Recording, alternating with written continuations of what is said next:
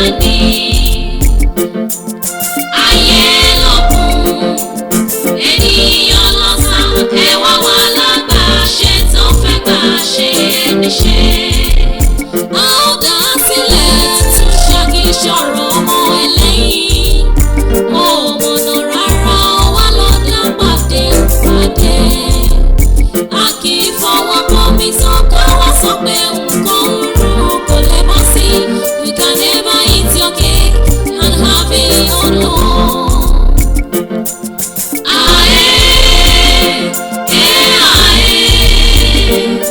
Ẹ wáyé aláìmoore ènìyàn, oore pẹ́ aṣiwèrè gbàgbé, ẹni àpè kó wá jẹun tó mú ní lọ́wọ́ dání.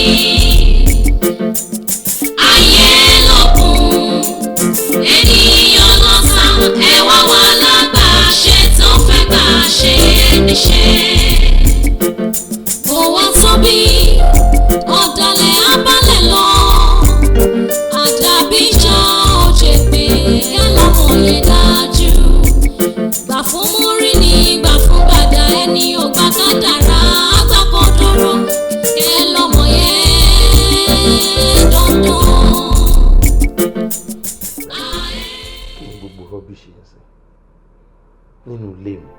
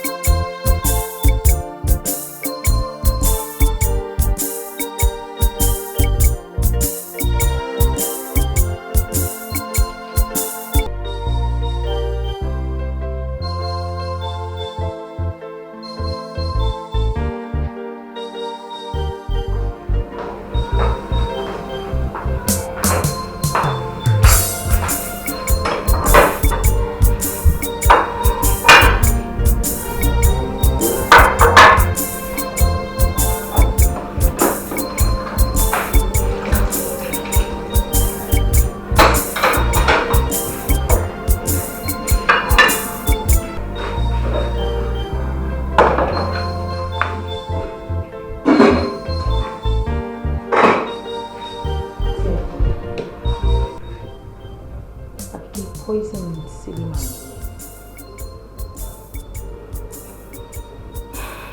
Kí ló ṣe ní ìdíwọ̀n tí ọ̀rẹ́ poison? After all, kò useful for me. He has refused to talk to me. Ṣé ọkọ lélẹ̀ yìí àbí sùnmọ́ náà?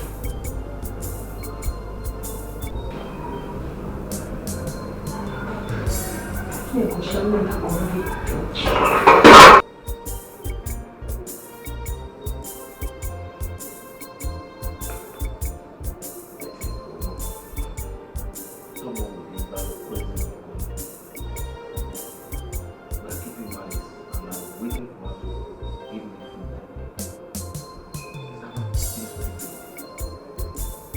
a máa ti gbọ́tàn lóríṣiríṣi táwọn obìnrin máa ń pa ọkọ wọn because of petty things. Kí la mọ̀ pé lè máa ní lọ́kàn báyìí? Ó fẹ́ pa mí àbí?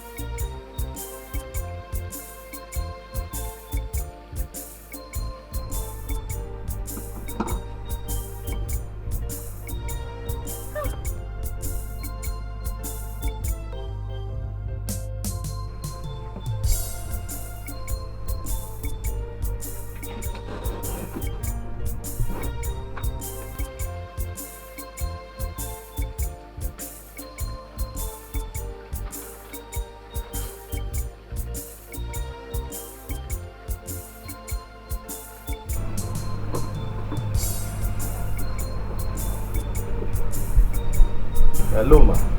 Báwo ni ṣọwọ́ pa? Àlàáfíà ni mo wà. Mo ní ṣé o gbàgbé pé o máa wá pàdé láre lọ́dọ̀ mi lẹ́yìn. Mi ò gbàgbé. I'll be there by 6 p.m.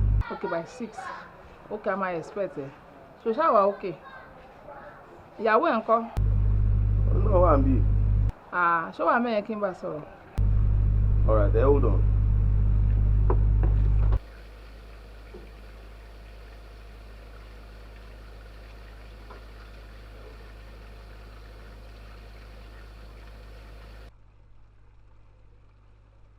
Mo rò pé ọ̀dẹ̀ ara ẹ̀ ò ní gbà. Hello aunty. Olórí mi, aya mi àtàtà, báwo ni? I'm fine ma. How are you doing? Well, àlàáfíà ni mo wà o, báwo everything? Adúpẹ́ ma, I'm fine. Ṣé o ṣáà ń take care lóde, ń take care ọkọ ẹ̀? Well, at least mo better ju àwọn ọkọ lọ. I wish you are not okay. But kí ni? Aunty, ṣé géètì kan tí mo send sí yín? Mo rí gift tó send ìyàwó mi, Ọlọ́run máa fi púpọ̀ rọ́pò fún ẹ o, ojú ò ní tì ẹ o. Did you like it? Mi like ẹ, mo love ẹ. Oh, I'm glad. Okay ma. All right ma. Má tún máa bá yín sọ̀rọ̀.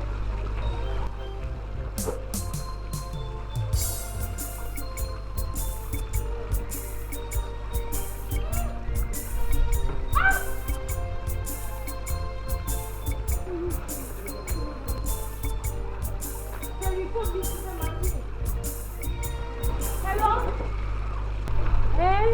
Àbúrò mi àtàtà. Mo wà o, pretty girl, báwo ni? I'm fine. At least mo better ju àwọn kan lọ. Mo kúkú wà. Mo wà nílé mi lọ́bì kan. Ṣé lè ní? Èní? Má bọ̀. Ta ni? Níbo? On my phone? Jọ kò lè possible o. Ó tiẹ̀ mọ nǹkan tó ṣẹlẹ̀ ni. Mo ń suspect pé àwọn kan ti ní leprosy. Èmi ò dẹ̀ lè jẹ́ kí ọ̀kan wá infect mi pẹ̀lú such deadly disease. Jọ. Mo mọ tí mo sọ jọ. A máa sọ yẹn tó bá dé. Má worry, a máa sọ.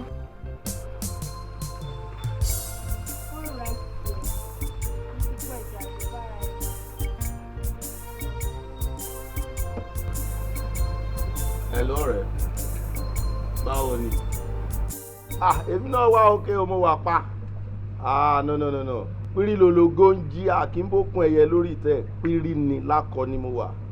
Yes o. Bó tilẹ̀ jẹ́ pé àwọn kan ò fẹ́ ká wà òkè. Ṣùgbọ́n Ọlọ́run mi jù wọ́n lọ. Mo dẹ̀ ti jẹ́ kó yé wọn pé Bible tèmi sọ fún mi pé whoever curses me shall be cursed. Bẹ́ẹ̀ ni.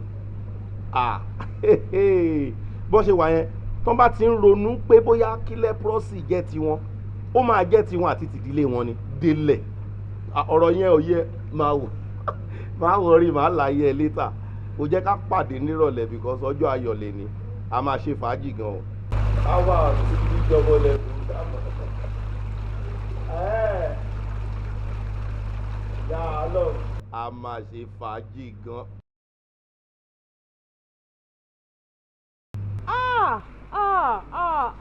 All liars shall go to hell. Onírọ̀lẹ́ lomi ṣá. Some people can lie. Ìṣẹ̀lẹ̀ ní òru wọ́n dé ta remix version. Ìṣẹ̀lẹ̀ ní òru wọ́n dé ta ìyàwó òṣì ẹlẹ́jọ́ wẹ́wẹ́ ain. Mo wí tó ain tààrà kí ẹ gbọ́rọ̀ sọ́kọ yín lẹ́nu. To the left. To the left, to the left. Everything you own, you pack to the left. Ain tààrà.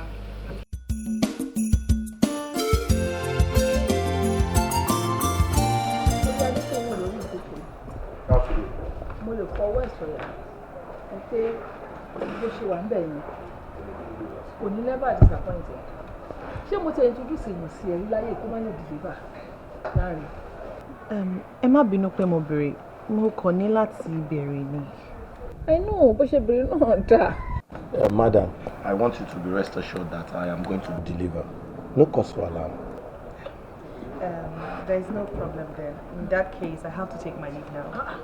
Kí ló dé? Láàrin tí o ti fẹ́ bá mi ṣeré rárá ni. Ẹ má worry, ma. Mo ní láti lọ. All right, madam. Thank you so much. Just know that everything will be all right. It's nice. Same here. All right, sir. Ọ̀dọ̀ ṣé máa dẹ̀ á sọ̀rọ̀ lórí fóònù. Thank you so much. Bye. Adé, ṣọlá ọmọ tó ń wo ọmọ gidi ni. Ẹyin ló gbìmọ̀ dẹ̀ ni. Ọmọ tó ń kọ́ tó tuntun rẹ̀ kọ́ ni. Ṣé bọ́mọ yẹn ṣe wà yẹn? Àfi tí mi bá nǹkan tí bá dé ọ̀dọ̀ ẹ̀ ni ò ní ṣe fún mi. Ó máa ń pọ́n mi lé. Ó máa ń fún mi lọ́wọ́ tèmi gẹ́gẹ́ bí àgbàlagbà. Mi ò wá nífẹ̀ẹ́ kó bà mí lójú jẹ́. Jọ́ torí Ọlọ́run. Mo fẹ́ kí wọn náà tọ́mọlúwàbí ẹ̀ ṣe lọ́dọ̀ ẹ̀. Please. Sister mi, ó yẹ kẹ́ fọkàn ara yín balẹ̀. Ó yẹ kẹ́ ti mọ̀ mí látànà kó tó dé ni. Mi ò ní disappoint yín. Yẹ́mi ìkúkú ṣẹ̀ṣẹ̀ máa supply.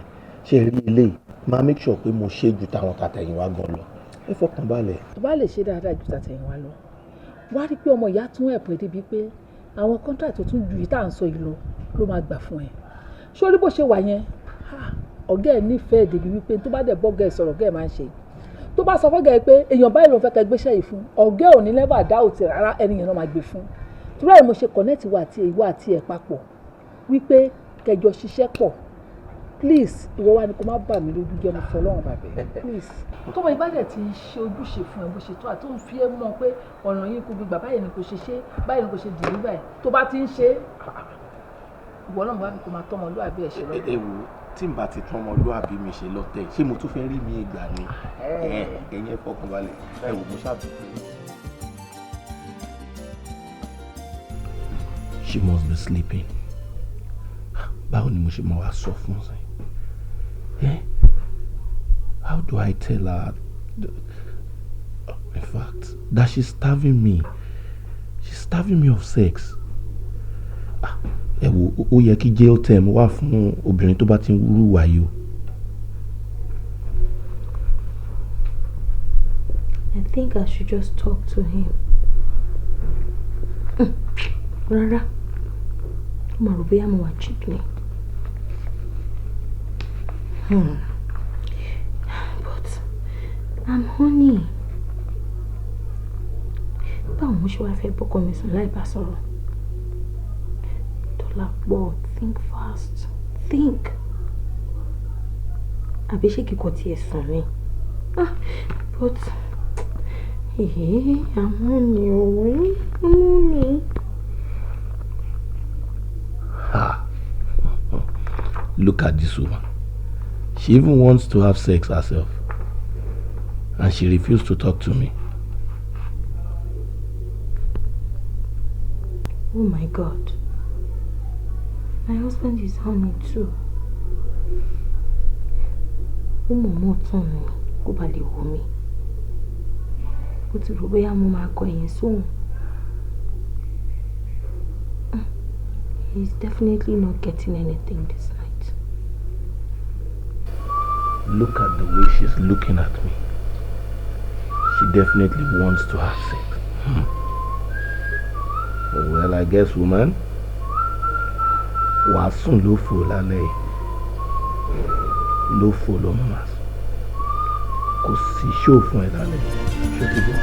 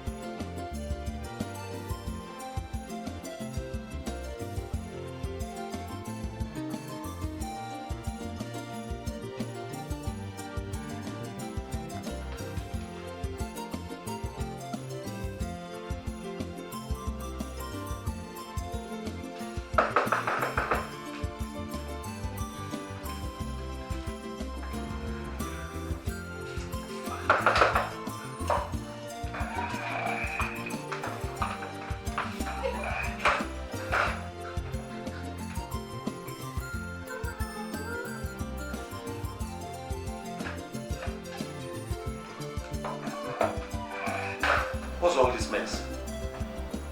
O lo toilet tán o lè flush ẹ̀. O dẹ̀ mọ̀ pé mo ti ń kanlẹ̀kùn látẹ̀kan, you refuse to open the door as well. Tó mọ̀ pé mo fẹ́ lo toilet. Bó ṣe gbọ́ fẹ́ bá mi sọ̀rọ̀ tẹ́lẹ̀ mi. Oh, so ó tiẹ̀ lè fọhùn. Now you can talk. Flush it. That should be your response, eh?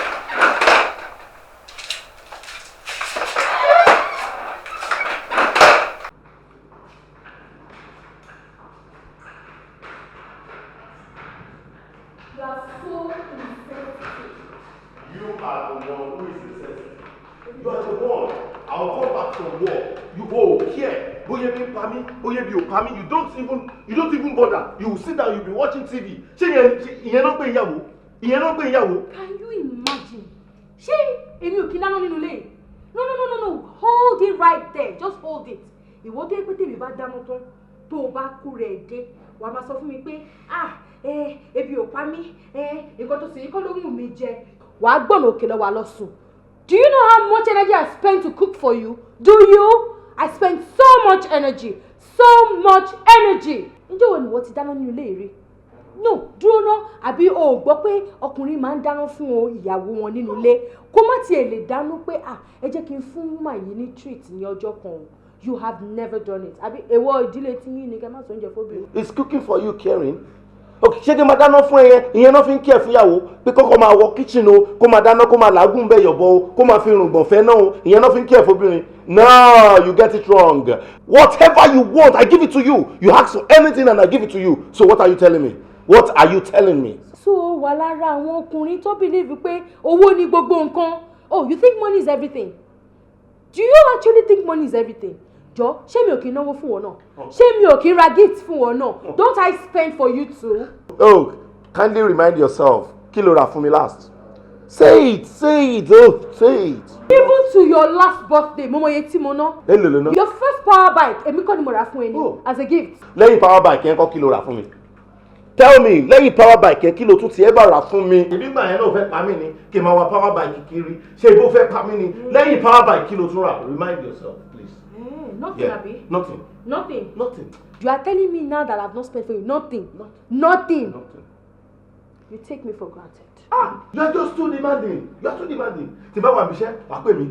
Adeo, can you see? I saw something. I would like you to get it for me. Ade, I saw a car, red in color. Can you get that car for me? Adeo, ti fẹ́ pàdé báyìí. O ti fẹ́ ṣe ìyáde di Panama mọ́ mi lórí ìwọ. Ẹgbẹ́ ìdájọ́ wa yìí. Ó yá. Let me tell you something. Let me just remind you in case you don't know. What? Ṣé o mọ̀ pé bílẹ̀ yìí ṣe tóbi tó yìí? You don't do one thing in this house. In case you don't know, I clean the entire house. Okay. I cook for you. I wash your clothes. I in fact wash your car at times. I do them everything. And you are not you don't appreciate. You don't appreciate. I appreciate them. You don't appreciate. Everything tó ṣe yẹn no appreciate. You don't appreciate. Iṣẹ́ obìnrin ló ṣe. Iṣẹ́ obìnrin ló ṣe. Ṣé mi máa bá ìpàdé ni? I appreciate what you do. I just wish only way tí a fi lè wé kíní ká fi lè wọ́n àbí ká tiẹ̀ prove ẹ tó wà more caring nínú marriage yìí because I know I spend a lot of energy in this marriage and you don't do nothing. I think there's a way. Let's just have 24 hours each to prove ourselves, to prove who is more caring because mo mọ̀ pé mo wà more caring nínú marriage yìí. You take 24 hours and I'll take my own 24 hours. Let's know. Yeah. You want to go into competition with me? Let's start the competition, please. Fine by me. Fine by me too. Okay. I'll go first. For sure. O tún gbọ́ yẹn náà. Yes. Gbogbo ẹ̀ náà ló máa gbọ́. Kò sí wàhálà. So when are we starting? Right now. Ẹ̀wẹ̀ tó wà kẹrin. Ó dẹ̀ bẹ̀rẹ̀ sí. Hello babe. Baby. Hello dear. You're starting your progress.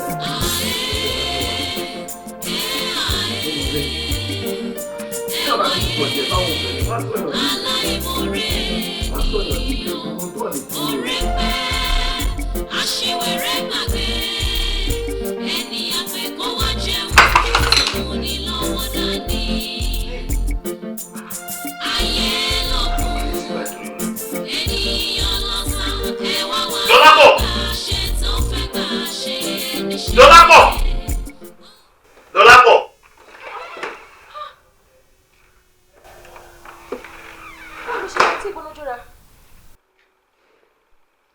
Okay, you drop this here so that I can roll over. Kokele get burnt, Abi. No, it was because of our agreement. I wanted to surprise you with early morning. This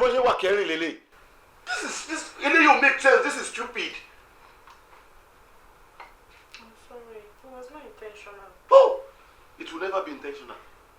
Is it? Ṣé o wà intentional ni ló gbé o gbé nǹkan sí orí? Má bínú jọ, mo ń bẹ̀ yín.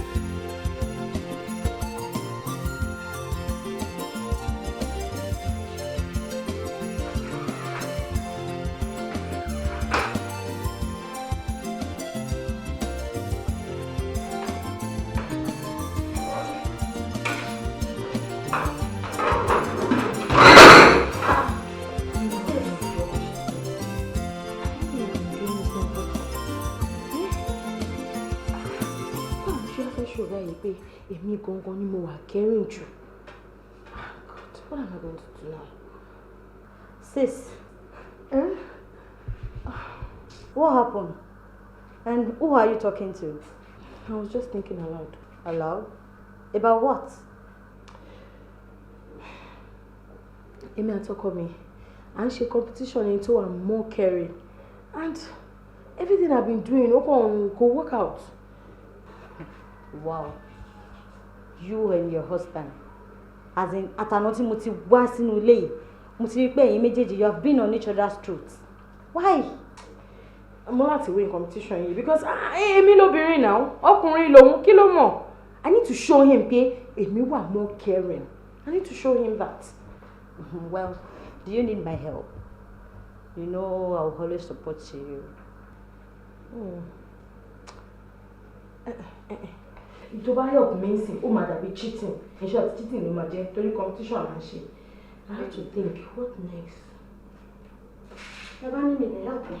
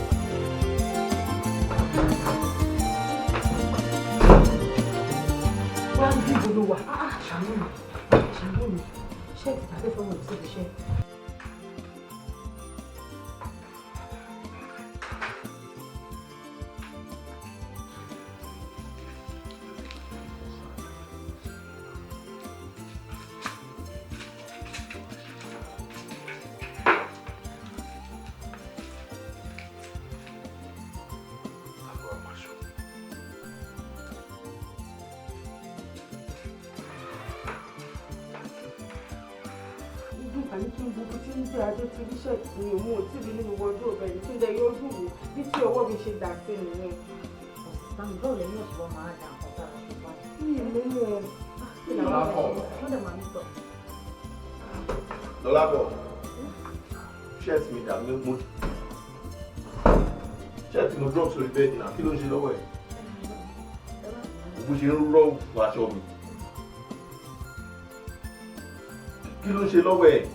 Ẹ má bínú ọgbà léṣe ibi tí àǹtí ìjọ pé káwọn gbé kí ikán tó kò tó lè fẹ́ bá wọn ní pé kí ní ti jẹ ẹ̀bọ̀ ẹ má wọrí o máa bá ń sáré gàdín ìrìn tí a máa háyọ̀ ni. Kí ni gbogbo eléyìí? Tó dẹ̀ mọ̀ pé mo lápọ̀ìpẹ́ǹt. Báwo ni táìmù yẹn ṣe máa bára wọn sìn? I'm already running late. Kí ni gbogbo eléyìí sí? The only aṣọ tó wà iron lélẹ̀. Kò sí mi nínú wardrobe tó wà iron.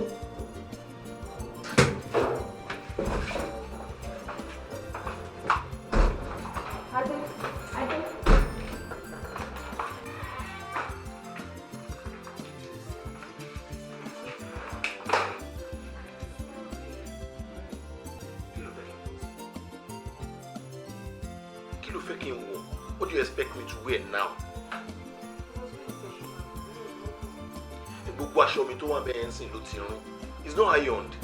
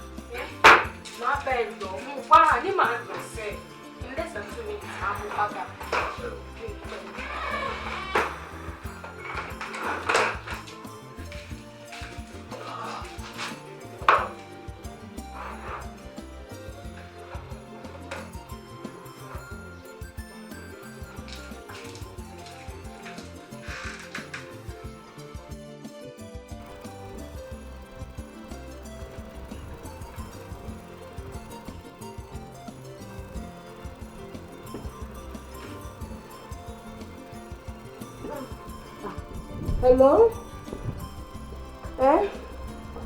Ọ̀rẹ́ Alpha babe. Ṣebí wọ́n ló máa pè mí padà. I was expecting you to call me back now. No. You call 37,000. You call 25. Èmi ò rò bóyá mo máa mi ò tiẹ̀ ráyè lẹ́nu. Jẹ́ ká fi sí dá ọ̀la ọ̀. Ó yẹ kó tún la lè jẹ́ ìdúgbò pàápàá tó.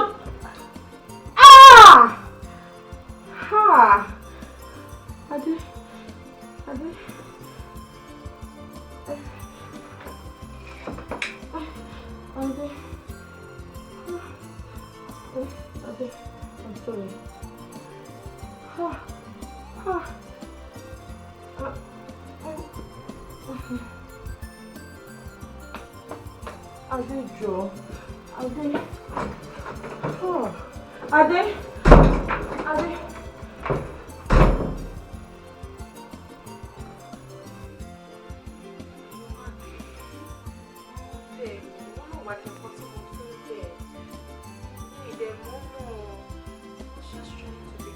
Trying to be caring. Trying to be caring, eh? You caring Oshiwo niyen. Now you've ruined my day. Appointment mo lọ fún sin, ó ti bà yẹn jẹ́.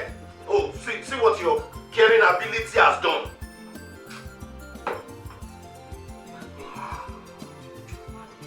Please, I don't want you to beg me. Má bẹ̀ mí. Lójú mi sìn, ó ti ń jọ pé mọ̀mọ́ ṣe ni. It looks intentional. That's not fair. That's not fair. Tọ́rọ̀ mọ̀ pé mi ò mọ̀. Ó dà, jẹ́ kí n mú mi kìlọ̀ bá ẹ lọ. Don't ever go there. Má tún sọ̀rọ̀ nǹkan bẹ́ẹ̀ mọ́ látẹnu ẹ̀. Today is not your good day. So ó ti hàn. It's obvious. So please don't go anywhere and pick anything. O lè try láti ṣáná sí gas náà kí lè blow. Please just do anything today, please.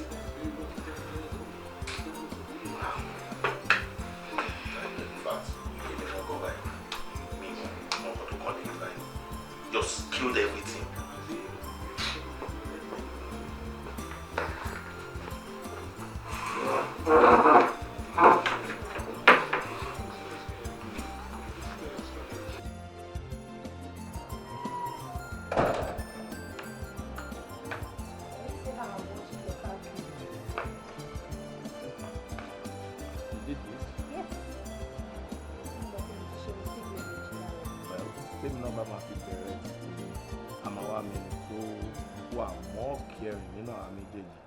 At least you failed, and we've seen that.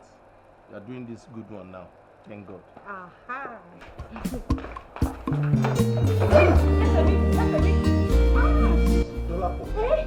Dolapo, what is all this nonsense? Water. I'm sorry. Look at my presentation on the floor. Oh my God. Nínú omi. Mo dẹ̀ sọ fún ẹnulé, jẹ́ kí n gbé kíní fúnra mi. Only no, let me help you. You want to show how caring you are. Is this how caring you are now? Presentation tí mo lọ fún sìn, gbogbo ẹ̀ ló dà sínú omi. Mr. Water, I'm sorry. It's my leg too. Kí ló kàn mí pẹ̀lú yẹn? I'm sorry. I am sorry. Just give me. Please give me.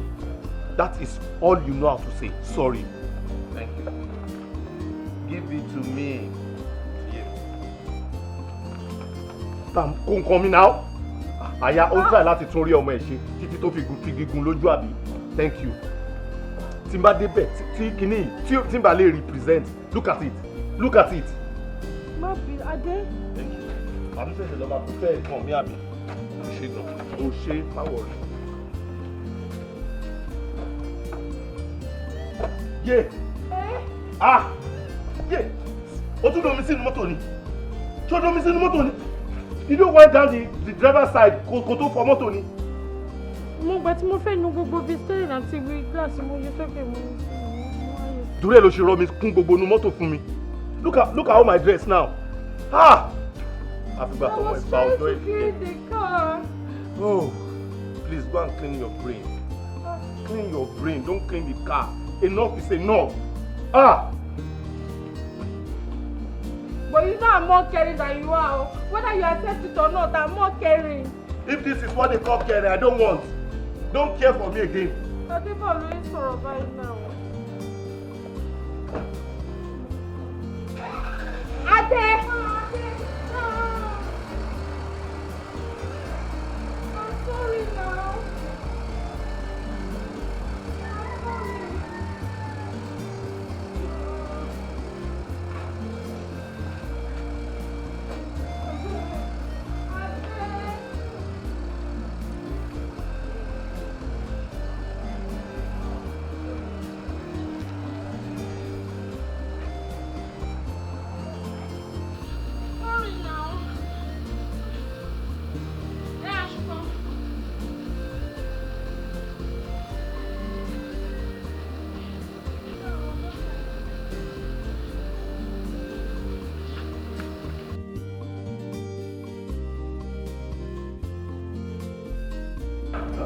I'm very sorry, madam. I just had to get myself ready, fully ready. Hope you're not angry. Mr. Ade, I've been waiting for you for 2 good hours. And now you're telling me that you hope I am not angry. I am not angry, but for crying out loud, I've kept everybody waiting for you. They are all there standing on their toes. I'm sorry. I had some problems with my document, but I had to get everything set. You have to get everything set. I just hope they are complete. Yes, everything is set. I'm very sorry. Oh, excuse me, please. Hello? Hello, my love. Bawoni? Nothing much. I just called to say I love you. I love you too. I miss you. I hope you're okay. It's okay. I'll call you later, please. Alright. Alright, bye. I'm sorry. Are you sure that you're set? I'm set now. Because I don't want to get there and start looking like I am not prepared for this. Everything is set. I have to look for a way to find Maria around the chairman's office. Let's go. Thank you. Yes, sir. From our research, we understand that this is the first of this kind of such a product in this country. From statistics, we are very sure that the adults and the kids will benefit from this product, most especially the youth. When we have 30% of the youth and we have 25% of kids, then 20% of adults, definitely we've cut across the average cut-off mark. So we are getting across to almost everybody in the country.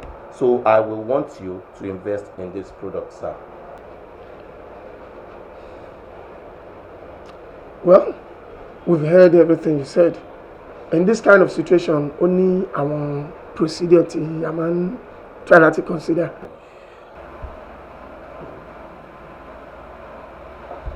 Alright, sir. We can go, sir. Well, so as I was saying, a man put up vote line one, and the man decide because man take a little time. But how the same? See anybody any question? Ninui, please, you can just ask him. Yes, Mr. Ade, you said something earlier about you distributing your goods and your product amongst the general populace. So how do you intend to run this? Your product amongst... Mr. Ade, please come here. Thank you very much, sir. Look. My baby. Báwo di iṣẹ́? I'm busy right now. You called me just 5 minutes ago. O tún ti ń pè padà nsìn. Of course. I can call you as many times as I want. You know my husband. I can call you to tell you I love you, I miss you 1,000,000 times, 1,000 times. You should know I'm in a meeting. One different proposal, Lola. Please call me. I'll call you later, please. Ade. Oh my God, please, later. Mr. Ade, can you answer question to Ms. Laribe on like he shed light in budgeting, page 7 presentation, like he shed light in budgeting. Mr. Ade, can you please put your phone off? That is exactly what I want to do. We don't have phones here. That is exactly very soon. Can you switch it off?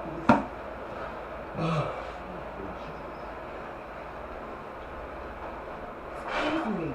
Oh, sorry. If you check on the 7th page, talking about the budget now, sir. Why do you want to call me?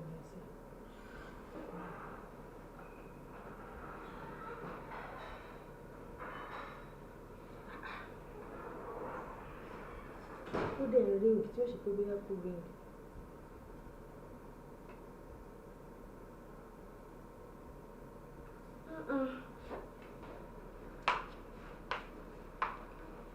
Báwo ni ìpàdé ṣe ń ṣe báyìí?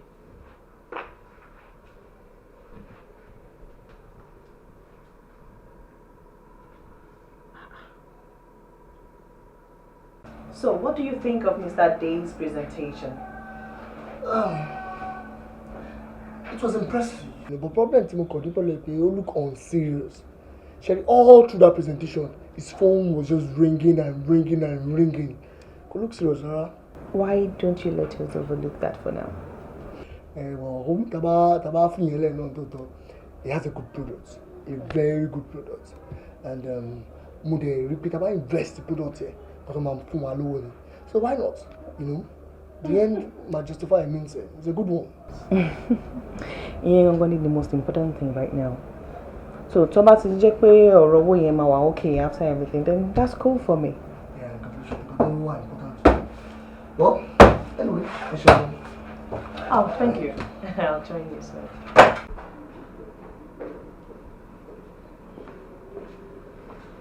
Hello, baby. You're welcome. How are you? I'm fine. Why were you just calling all through the day? I was calling to check on you and to make sure you were okay and to tell you that I love you. That was why you were calling several times and disturbing others and distracting me. I'm sorry. Sorry. That's all you know how to say. When the deed has been done, everybody was just complaining. My phone was just ringing and kept on ringing and disturbing. Everybody won't listen from office now. Moko embarrassed ni. Kí ló dé? Ṣé mo yín wà kẹrin náà nìyẹn ni? Ṣé mo ti wá ṣe ni? Ó ti ṣe. Ó ti pọ̀ jù náà. Ó ti pọ̀ jù. Ìwọ gan mọ̀ fúnra rẹ̀. Pọ̀ jù.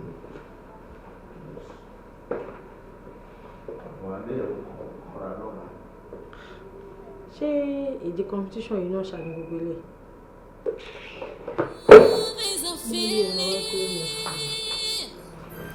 Is this love that I'm feeling? Is this love that I'm seeing? In my shame, what shall I do? Oh, Romelo,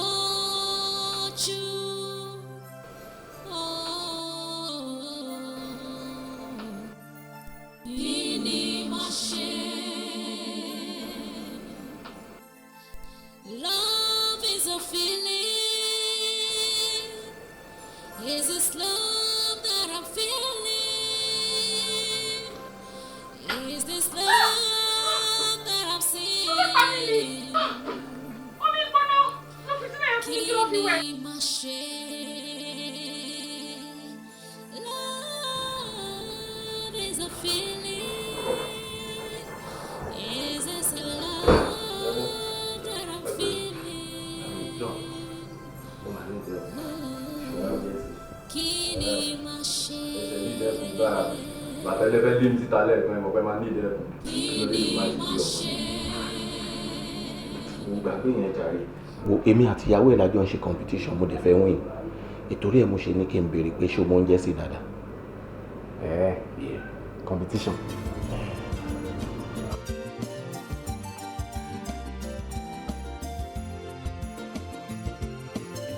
Nítọ́kọ mi dáná lé nìyí Ọlọ́run àṣàmì mi. Anyway, let's see what he's going to bring.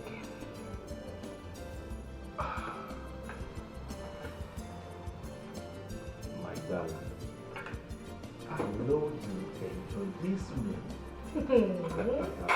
I can't wait to boy. It has a very nice aroma. I took my time to prepare this. You know, another method competition was really Naija jollof and Ghana jollof. Èmi ló máa mọ feel Naija jollof. Oh, it's well. Thank you. So before you eat, pray.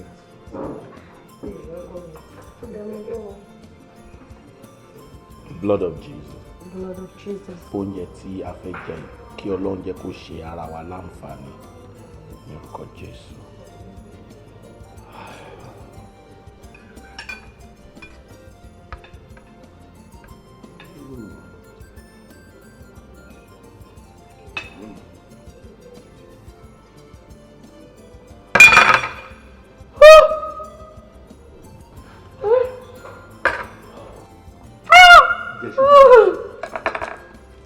Ìṣíbí kan sí.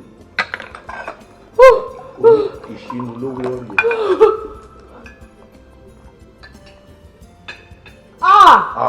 Adé, ó fẹ́ pa mí ni. Ṣé ká máa rí pẹpẹ ló dà sínú oúnjẹ báyìí? Àbí kí ló lò? Just help me. Help you what? Ìwọ kọ́ ló ṣe ni.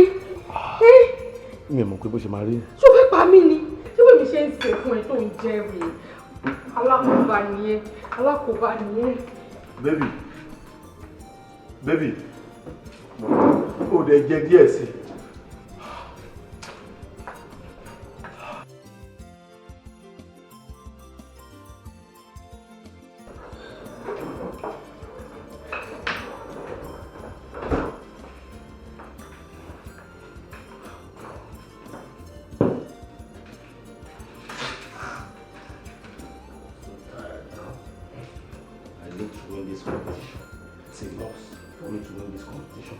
Same time, I have an appointment to catch up with, and everything is not even turning on fine. Kí ló ṣẹlẹ̀ gan báyìí sí? Ẹ ṣé mo lè win competition báyìí? Ẹ̀wọ̀ ẹ̀gùn, ṣe fẹ́ gbé òótọ́. Òótọ́. Ta ló fẹ́ sọ? Ṣé ìwọ náà ló fẹ́ sọ òótọ́? Kò sóòótọ́ lẹ́nu ẹ̀ rí, irọ́ ló wà ní gbogbo ẹnu ẹ̀. Gbogbo agbárí ẹ̀, gbogbo gbèsè ayé ẹ̀ irọ́ ni. Ẹ náà ní sọ mọ́ náà. Ṣé torí ẹ̀ ló wà ní sọ̀rọ̀ tó fẹ́ sọ mọ́? Ok. Kò sẹ́ni tọ́lọ́hún kì í lò fún yàn gbà mí. Kí ló fẹ́ sọ? Ẹ máa drug wọn ni o. Drug? Wọ́n máa sùn ṣáà. Máa drug ìyàwó mi. Ṣé tẹ́ máa fi lọ appointment yẹn padà wà láì wọ́n máa sùn wọ́n kàn máa sùn ṣáà. Bẹ́ẹ̀ ṣe máa win contest yẹn. Jọ ó dẹ̀ ṣọ́ pẹ̀lú nǹkan tó ń sọ yìí. Ṣé kò dẹ̀ ní ju oorun nìkan lọ ṣáà? Tẹ́ bá ti drug fún àìsàn ìlú ọgbọ́n wọn drug ọmọ tẹ́ máa fi dé tẹ́ máa fi lọ meeting tẹ́ máa fi dé wọ́n máa sùn. Ìyẹn lè èmi ò gbé yẹn dáhùn kí n drug ẹ̀ irú drug wo ni? Ṣé ẹ trust ni? Ẹ̀gbọ́n mi fi taratara trust ẹ náà but mo sì lè manage ti sìn. Drug ń bọ̀ ẹ̀yẹ ní sùúrù ń bọ̀ sẹ́.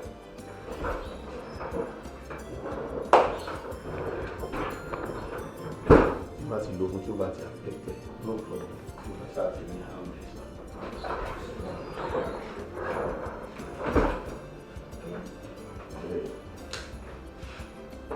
Ó yẹ ya ṣe kàfi sínú ẹ̀.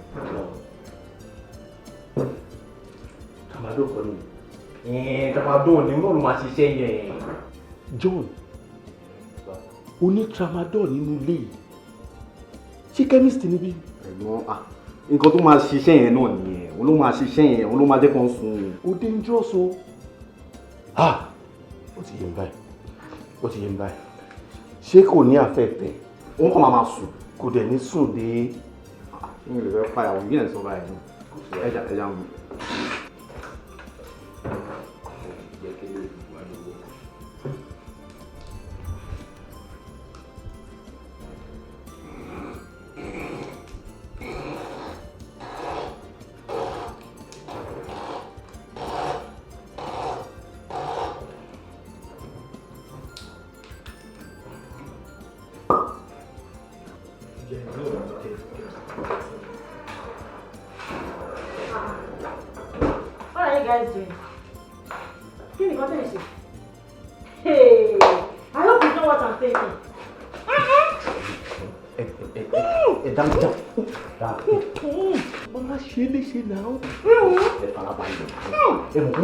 Ìyàwó yín ni sẹ́yìn ẹ̀fẹ́ win contest àbí. Pẹ̀lú ilé tó ń ṣe iná ó sì máa padà sọ náà.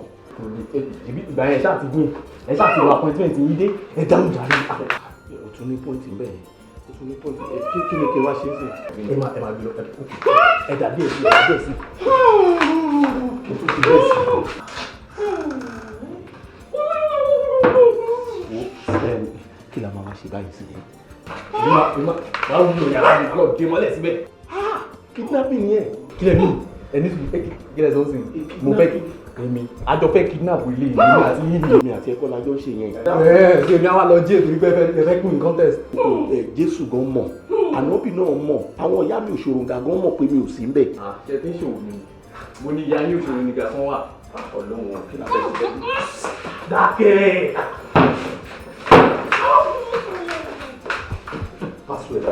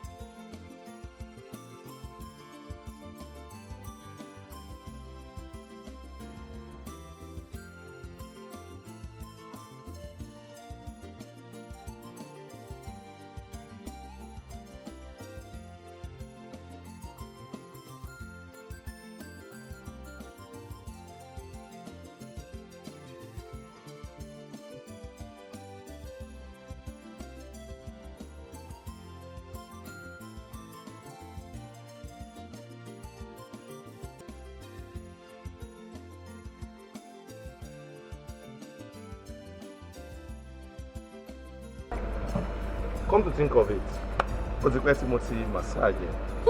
So that's what I want to do right now. I'm suspecting you, baby. It's not that you're massaging me. No. Nǹkan tó bá ti pẹ́ tí mo ti ṣe, tí mo dẹ̀ mọ̀ pé tọ́ mi ni pé ẹ kì í máa ṣe. Are you enjoying it? So refreshing. So let's take some more wine. Enjoy yourself while I do the massaging. You know, when you the one is making me kí n mú tẹ́lẹ̀, ó ṣe wá taste different. Bóyá nítorí pé ó tutù dáadáa. Really? Yeah. Take some more. Ó ti pẹ́ tó ti mú náà, ó lè ti change that. Maybe you are going to get me drunk. Drunk? Yes. Well, I'm here to take care of that. Irọ́. Ó tiẹ̀ wá lé bákan lẹ́nu mi. Ọgbọ́n nǹkan tó ṣẹlẹ̀. Okay. Jẹ́ ká ṣe competition ọ̀sán. Yeah, no. Mo fẹ́ kó dálẹ̀ kan náà. Mi ò lè dálẹ̀ kan náà. Kí ló dé? Nígbà tí a pàdé, ṣe pàdé, mo mọ bó ṣe máa ń dálẹ̀ kan náà yà. Mi ò trust you. Come on, just take it. Okay. Yeah. Take some more. No, don't stop that. Take some more. Kí ni ìṣe wa lè báyìí? Ó le. Ní ara àwọn new brand tí wọ́n ṣẹ̀ṣẹ̀ ṣe yẹn ni. Yeah, wọ́n ṣẹ̀ṣẹ̀ tún ṣe ni. So yeah, take some more. Tí wọ́n bá yẹ mu púpọ̀ ẹ̀ sí ló máa gbádùn ẹ̀ sí. Yeah. Then okay. Dear. Jẹ́ ká ṣe competition kan sọ. Yeah. So mo kí n gbà tá kọ́kọ́ pàdé mo mọ bó ṣe máa mú tán. Ṣebí yẹn nígbà yẹn. Okay. All right now. Mo fẹ́ kó mu gbogbo ẹ̀ tán lẹ́ẹ̀kan náà. Ó fẹ́ rọ mí yó nísìnyí mo gbà kó fẹ́ rọ mí yó. No. Mo fẹ́ kó mu gbogbo ẹ̀ tán lẹ́ẹ̀kan náà. Okay, go. I know you can win this. Go. No, baby. Take some more. You need to take some more. Orí bákan àbí? Yeah. Wọ́n ṣẹ̀ṣẹ̀ ṣe brand yìí. So ó máa ń rí bákan lẹ́nu.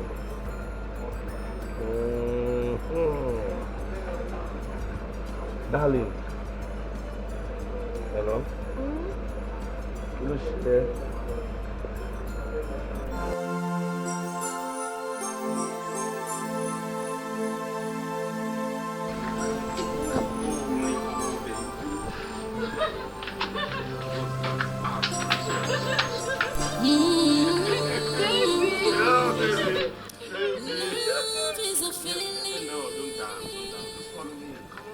Is this love that I'm feeling? Is this love that I'm seeing? Kini mashe? Yes, lady. Love is a feeling. Is this love that I'm feeling? Is this love that I'm seeing? Kini mashe? What shall I do? Oh, Rumilochu. Oh, Kini mashe? John! Olórí burúkú lọ́mọ John. Is this love that I'm feeling? Is this love that I'm seeing? Kini mashe? Love is a feeling. Is this a love that I'm feeling?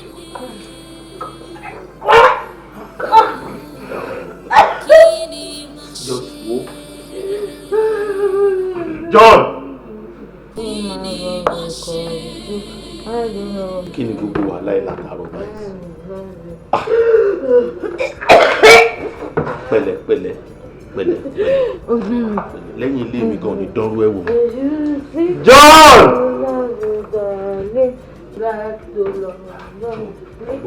Látàrọ̀ tí mo ti ń pè ẹ́, bóyá ṣe yóò dáná. Kí ni gbogbo wàhálà tó kó mi sí látàrọ̀ báyìí sẹ́yìn? Mo dẹ̀ sọ fún ẹ pé mi ò ṣe o. ẹ bẹ̀rẹ̀ ni ẹ kí lẹ sọ pé ẹ ṣe ìgbà wo lẹ sọ pé ẹ ṣe. mo sọ fún ẹ pé mi ṣe appointment tí mo ní gan mi ò lè lọ mọ́ gbogbo aláàtí tí mo kóra mi sí báyìí ìwọ náà ló máa help mi o jẹ́ ká jọ gbé ìyá yìí wọlé o jọ. irọ́ ẹ̀gbọ́n ẹrù yín ni àgbélébù yín máa gbé ni. ó ti dàgbélébù mi sìn nígbà tó kó drug wọlé o sọ pé àgbélébù mi máa dárú o. èmi ni mo fi drugs ẹ̀yìn ẹ̀ ṣáà fún wọn àjọṣe ni ẹ gbé nǹkan yín àgbélébù yín ni àṣẹ fẹ́ kí n máa fọwọ́ kan ìyàwó yín lára ẹni àwọn. ẹgbẹ́ gbé wọn jọ. ayé mi tèmi bá mi. Apostle was here of this. Ìwọ náà ní sùúrù help me. Olórí kúkú lọ́mọjọ́ yìí ohun kan tó tì mí sí. Bèbí lóòótọ́ ẹlẹ́rù ló máa ń gbẹ ìwọ náà jẹ́ kẹ́rù ìfi ẹ́.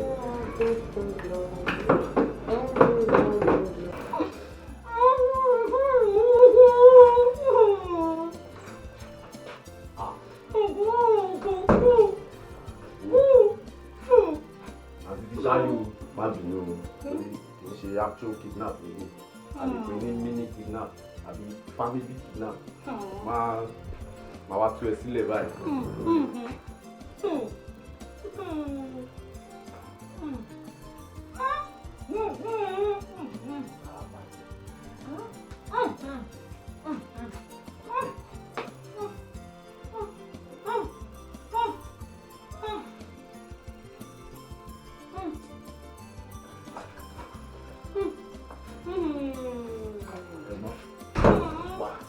Látàárọ̀ ó dájú lẹ́dà ó dá nǹkan lẹ́mú rẹ̀ sọ fún ẹ pé pàṣísì ni o sáfúrò bẹ́ẹ̀ o ní àgbélébù mi ni kí n máa dágbé. ẹ̀gbọ́n àgbélébù yín ló tọ́. adùn dálẹ̀ ni ẹ̀kan sọ pé mi ẹ̀kan sọ pé ìbò kọ́kọ́ tẹ̀ fún ọmọlọ́mọ yìí lẹ́nà fún un lẹ́nà. ayé yìí máa bàjẹ́ ni o ẹyẹ àdẹ̀wọ́dàbúrò ẹ̀wọ́n kankan yìí ni àdẹ̀gbọ́n mi jáde ọmọ ìyá méjì ẹ̀fẹ́ pa àmì méjì lẹ́ẹ̀kan ṣoṣo. bẹ́ẹ̀nu sọ́njà ṣó yẹ kí wọ́n tún máa sọ̀rọ̀. àjọ nítorí Ọlọ́run gbà ń túlẹ̀ torí nǹkan burúkú gbogbo nǹkan burúkú ayé orí ẹ ló wà ẹnu ẹ ni mo ti kọ́ gbọ́ family kidnap rẹ̀ ẹnu ẹ mini kidnap ẹnu ẹ mo ti gbọ́ ó yá túlẹ̀ má kó bá mi. ọ̀dàdá tú ọmọ ẹgbẹ́ ìdarí kó tú gbogbo ẹnu ẹ kó tú. wà lájà láti fọ́ mi láì mo promise yìí ẹ̀yin méjèèjì ẹ̀wọ̀n lẹ máa kú sí bẹ́ẹ̀ ni mo sọ fún yín ẹ̀wọ̀n lẹ máa kú sí. o tún sì lẹ́nu. mo lẹ́nu sórí wọ John tẹ̀ kọ́kọ́ bá mi wó ó ti lẹ́nu mi bá yẹ ó tún rẹ́rìn ó tún rẹ́rìn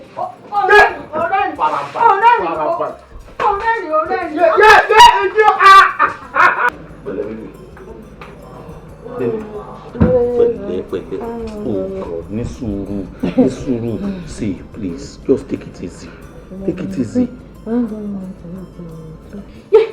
àǹtí mi sis. Nara please o láti help mi ṣé mo pé mi náà ti help ẹ tí mo order fún release ẹ jọ o láti help mi ká gbé ẹ order fún release tèmi ṣé nígbà tẹ́ ń do oríṣiríṣi nǹkan sínú wáìnì ṣé ẹ pè mí gbà yẹn ẹ sì kí fún advice mi ó wá jẹ́ pé ń sìn lè ṣe wà ní kí wọ́n wá yín gbé sísà mi láéláé ẹlẹ́rù ló máa gbé ibi tó ti wúwo.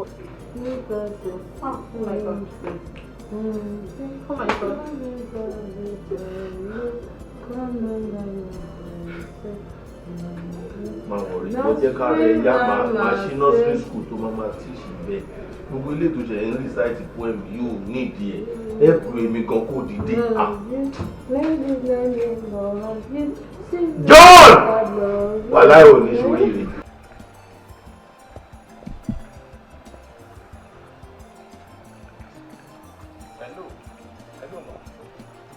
Mr. Ade. Joe, please, I'm so sorry. Mr. Ade, what is going on? It's my wife. Yes. You came late yesterday and you were pardoned. Today again, you're not here. I've been keeping everybody waiting because of you. Please, what is going on? It's my wife. She's very, very sick. Your wife is sick? Please, don't just let it look like I am not serious. I need to do something about this. Please find your way and come here quickly. Please, I'm sorry. Just give me a few more minutes. I will be there. Alright, thank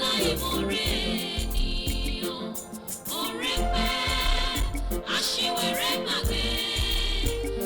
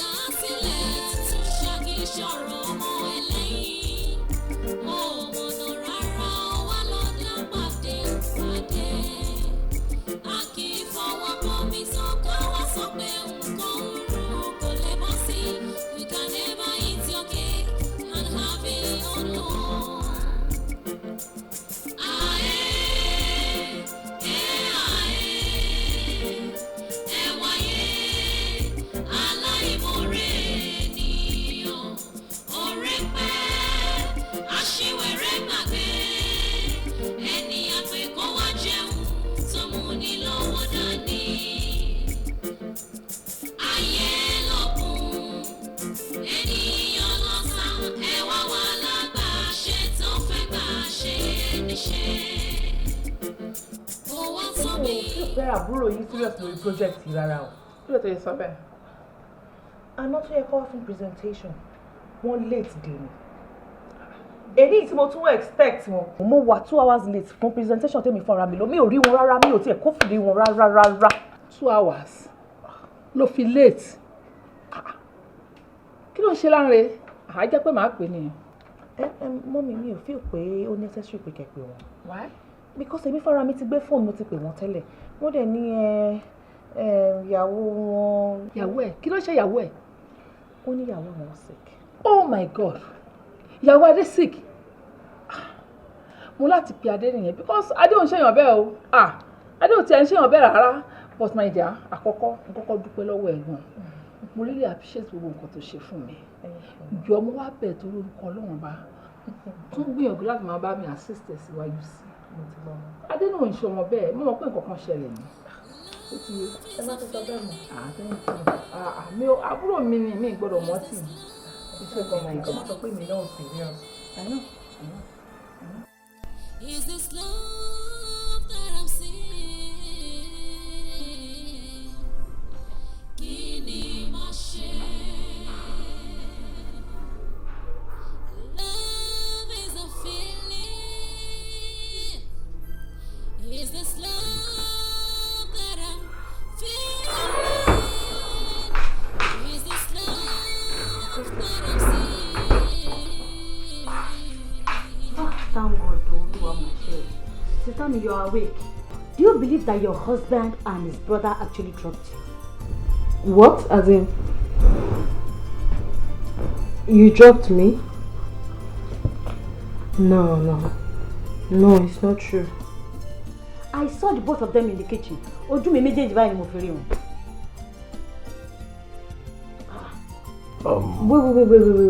Wait. Oh. I remember. That wine was tasting for me yesterday. Ṣé nítorí ẹ̀ ló ṣe ń force mi kí n máa mú gbọ̀ngbọ̀ngbọ̀ngbọ̀ngbọ̀n? Why would you drug me? Ṣó fẹ́ pa mí ni? No, it's not true. Would I be lying? Ṣé mo fẹ́ máa parọ́ mọ́ wọn ni? Lara, it's enough. You can leave, please. I'm not leaving. Sister mi Sherry. Lara, wait. Just give me a minute. Hold on.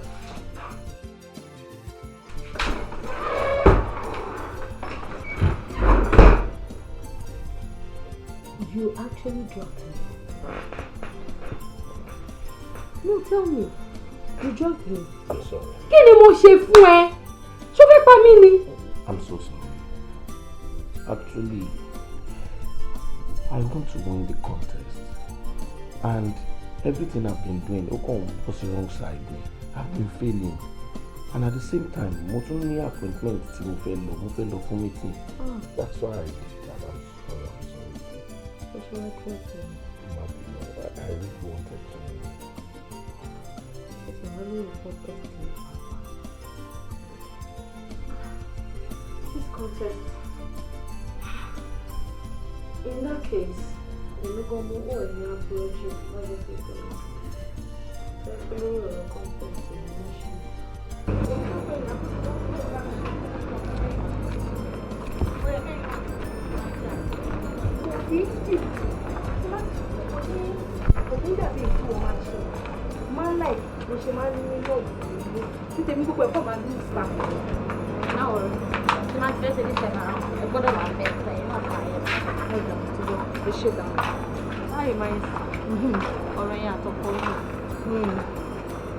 There's only one way to, which is fine. The both of you have to. Both of us have to leave. How? You know me. Sherry, kò sí nǹkan tó lè ṣe. Ṣé ti èyí sì ní máa tẹ̀ mẹ́rin ẹ̀? Tí mo gbọ́ ẹ̀mọ̀ pé nǹkan tó ṣe ni ẹ̀ ó dà. Ẹ̀yìn máa sọ fún wọn pé nǹkan tó ṣe ni ẹ̀ dà. Whatever is right, just prove him wrong. That is the only way. Mo ń mi kí n win. Báwo ni máa ṣe máa ṣe competition tó wà mọ́ kẹrin tí máa lose?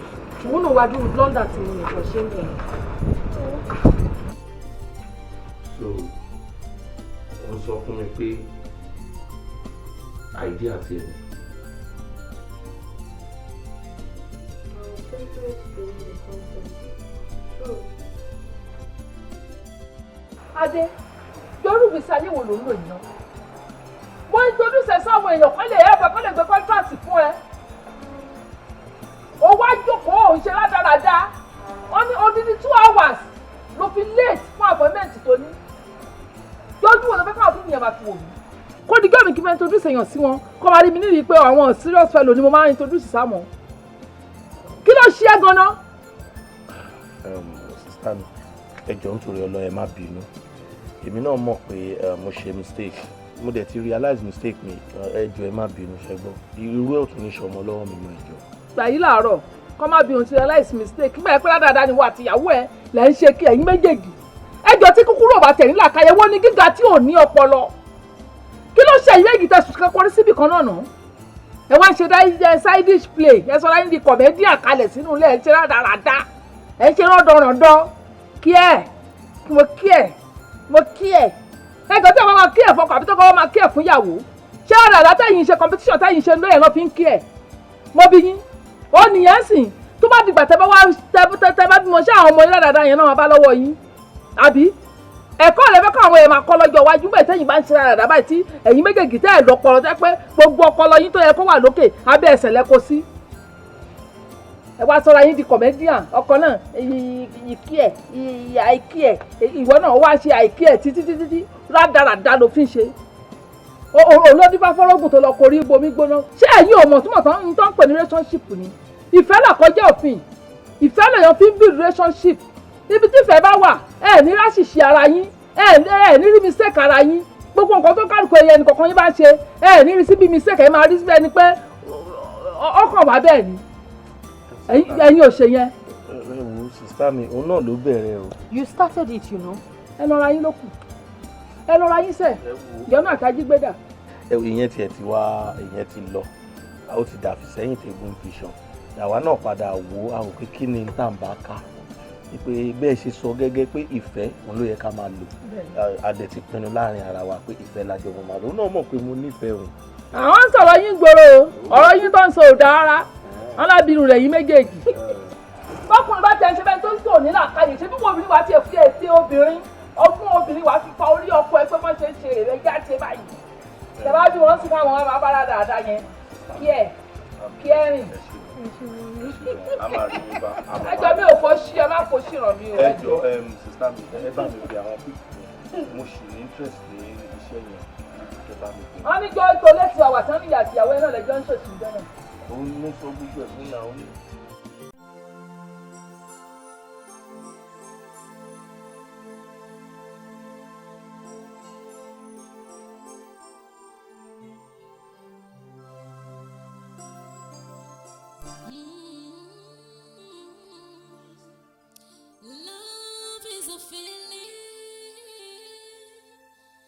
Is this love that I'm feeling? Is this love that I'm seeing?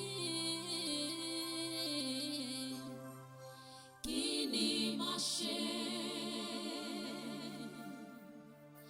Love is a feeling. Is this love? I got here. I knew you were hiding something. You didn't know. I knew. You did not know. Never know.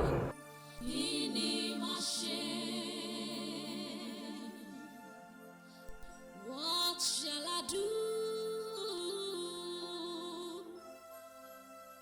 Oh, Romelo,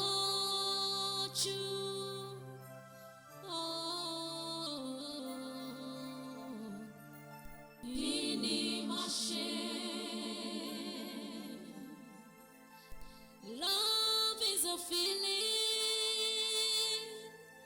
Is this love that I'm feeling?